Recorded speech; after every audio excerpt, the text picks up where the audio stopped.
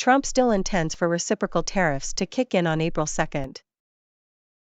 So, there's been a lot of talk about new tariffs set to take effect on April 2nd, right? Yes, that's correct. The White House confirmed that the intent is to enact these tariffs on that date. What did the Treasury Secretary say about this? Was there any indication of a delay? He mentioned that countries might have a chance to avoid these tariffs by reducing their own trade barriers. So, what happens if countries fail to equalize their tariffs? If they don't, steeper tariffs will be imposed to protect the U.S. economy and its workers. And how will these reciprocal tariff numbers be determined? On April 2nd, each country will receive a number reflecting their own rates, non-tariff barriers, and other factors. What's the goal here for the US government? The aim is to negotiate with trading partners to avoid a tariff wall by addressing issues like currency manipulation and unfair practices. So, there's a possibility for negotiations to happen afterward?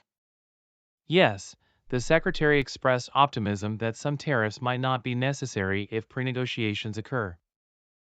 So, with the activation deadline for the new reciprocal tariffs just around the corner, what can you tell me about their current status?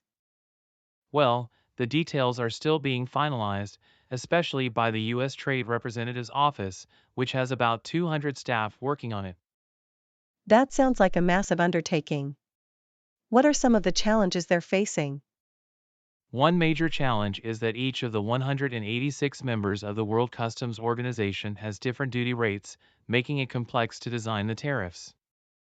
And I heard that the political appointees at the Commerce and Treasury departments are experiencing hiring delays. How does that affect the process? Those delays have led to some negotiating bottlenecks, which can slow down the entire tariff implementation process. Financial markets seem to be reacting to these developments. What are they concerned about? Investors are nervous about how these tariffs and potential retaliation from trading partners could impact inflation and economic growth. I heard that the administration expects these tariff announcements to trigger offers from affected countries to negotiate their own tariffs. Is that correct? Exactly. For instance, India is already trying to address tariff issues ahead of the U.S. moves, especially after the recent meeting between their leaders. And what about the countries with the highest tariffs? How is the administration focusing on them? The administration is particularly focused on the Dirty 15, which includes countries with high tariffs and significant trading volumes with the U.S.